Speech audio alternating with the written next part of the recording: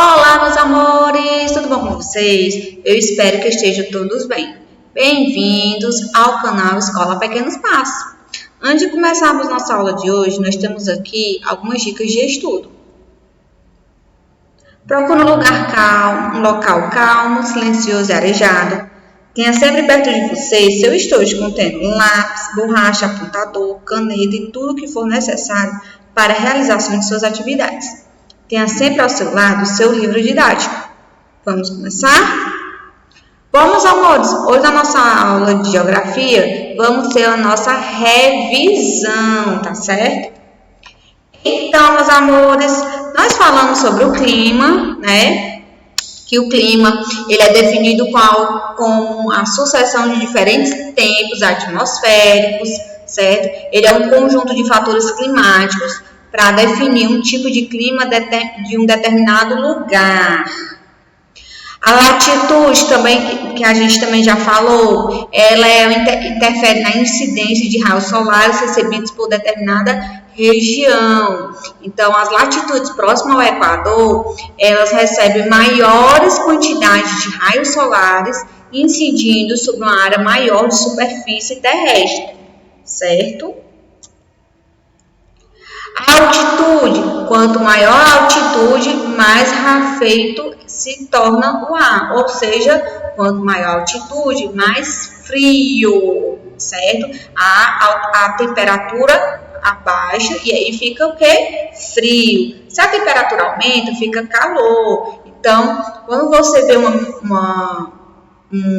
ponto, né, uma montanha muito alta, tipo o Monte do Everest, né? Então você já sabe que quanto maior, né, quanto mais você sobe ali no Monte Everest, mais frio lá fica, né? Então a altitude é isso. Quanto maior a altitude, mais a pressão baixa, né? A temperatura baixa e aí fica frio, certo? A massa de ar, também falamos, né, sobre a massa de ar, são grandes porções de ar da atmosfera que se estendem por milhares de quilômetros, né? Elas formam uma superfície homogênea pela pressão atmosférica. E as características da massa do ar podem ser quente, fria, úmida e seca. E aí vai depender também da condição do ambiente em que se formam e por onde farão sua trajetória. Correntes marítimas, né? São porções de águas extensas que fazem um movimento de deslocamento nos oceanos, né? São movimentadas pelas ações dos ventos e pelo movimento de rotação da Terra. Já a continentalidade e maritimidade, elas correspondem a maior ou menor proximidade de grandes massas de água, certo? Além de exercerem variações na umidade, interferem também na temperatura da região. A vegetação e a temperatura, né, influenciam no clima, que são principalmente nas florestas tropicais, né? Como, por exemplo, a floresta amazônica, né? Por causa da umidade, elas proporcionam um maior índice de chuvas nessas regiões, fazendo baixar as temperaturas. O vento, o que é o vento, né? O vento ele tem o poder de modelar a superfície terrestre e ele é o ar atmosférico em movimento. Então, se você ver alguma pergunta, o que é o vento? Ele é o ar atmosférico em movimento, certo? Ele pode ser ciclonal, anticiclonal, tá certo? E ele pode ser, são formados de acordo com as diferenças barométricas da Terra, certo? Nas regiões próximas ao mar, um fator importante que influencia no clima é a circulação de ar, que ocorre entre o continente e o oceano, né? O ar sempre tende em seguir as áreas de alta pressão e também para a baixa pressão. A brisa, o que é a brisa, né? A brisa, ela tende a aquecer-se mais rápido que a água, que por sua vez retém mais calor, respira mais devagar. Durante o dia, a Terra recebe calor do Sol e se aquece mais rápido, ficando alguns graus mais alto que o mar. A parte continental acaba virando uma área de baixa pressão e o mar de alta pressão. Brisa marítima, né? Durante o dia, a Terra se aquece mais rapidamente e dispersa ventos para o continente, certo? Então, você está vendo aí o desenho, né, sobre a brisa marítima. E a brisa terrestre? A água fica mais aquecida que a Terra, sendo assim, o oceano vira uma área de baixa pressão e o continente de alta pressão. Dessa maneira, a Terra é quem começa a dispersar ventos para o mar. Ela é o contrário, né, o inverso da brisa marítima. Então, você está vendo aí o exemplo, né, da brisa terrestre.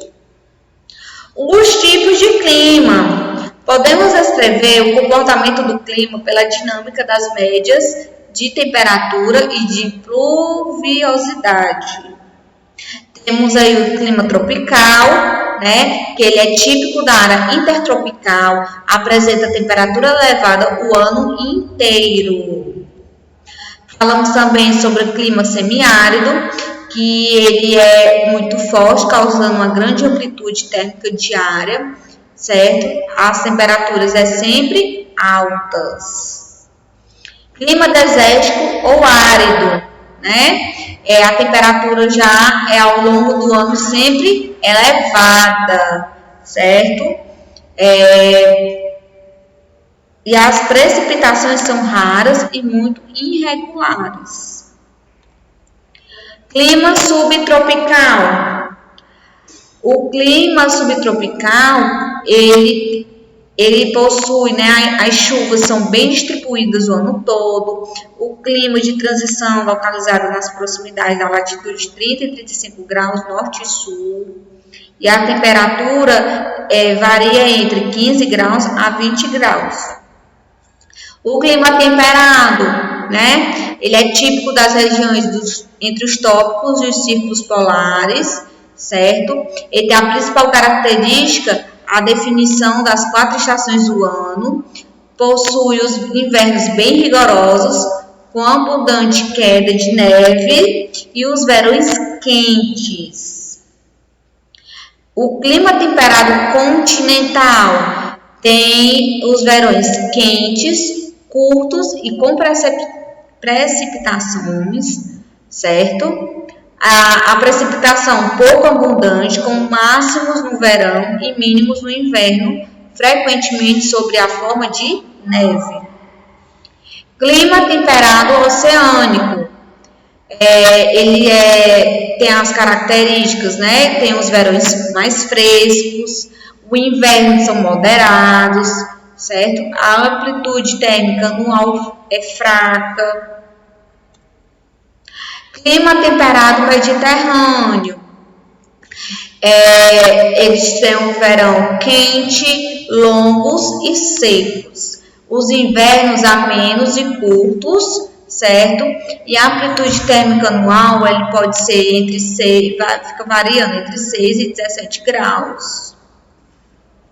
O clima frio, ele ocorre ao sul do Círculo Polar, apresenta invernos rigorosos e a pluviosidade baixa e precipitação em forma de neve. Clima polar, a temperatura é mensalmente negativa na maior parte dos meses do ano. A precipitação é reduzida, né? E nos meses menos frios, é muito difícil, então, certo? Agora, o clima das altas montanhas. O verão é inexistente, os invernos são bastante frios, as precipitações são abundantes, ocorrendo a maior parte do ano sob forma de neve, tá certo? Na medida também provocada grandes alterações em alguns dos elementos. O aumento da altitude corresponde à diminuição da temperatura e um aumento da precipitação, pelo menos até certo limite. Agora, meus amores, nós falamos também sobre as zonas climáticas globais. A Terra é dividida em algumas zonas, né, que são a zona climática tropical, a zona climática temperada e a zona climática polar.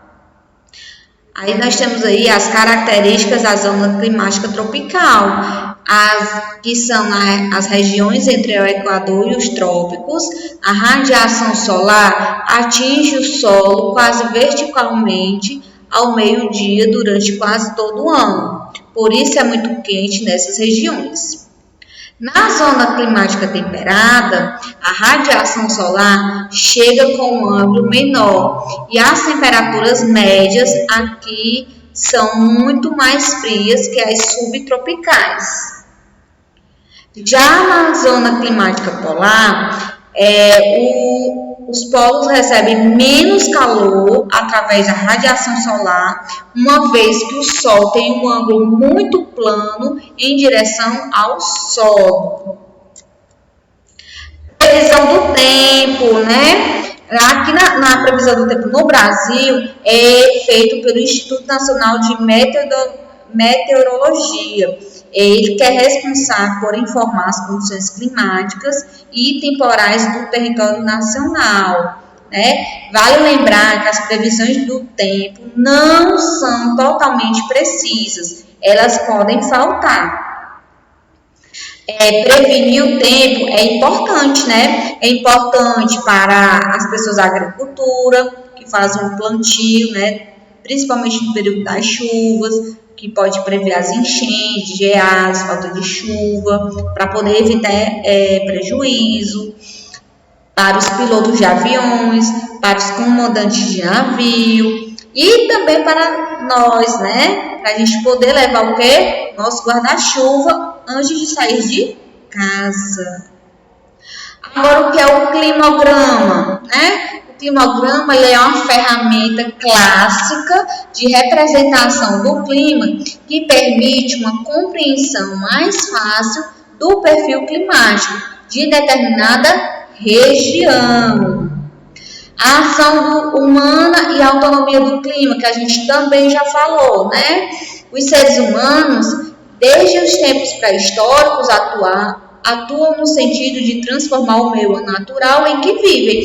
Então, geralmente, eles têm gente, né, que desmata, né, faz derrubar, faz desmatamento, para poder fazer plantio, para poder fazer a questão também da pecuária, né, para colocar os bois, as vacas, cabras, né, também, e fazer queimadas que eles para fazer a limpeza daquele determinado terreno. Então, o homem ele é bastante, ele se intromete ali na questão da natureza muito, e é desde o tempo pré-histórico, né, que ele tenta transformar em um meio natural onde ele está vivendo. E é isso, meus amores. Chegamos ao nosso fim na nossa revisão de hoje, mas antes nós temos aqui o nosso recadinho. Você quer rever nossa aula? Acesse nosso site, você terá acesso a todo o nosso conteúdo.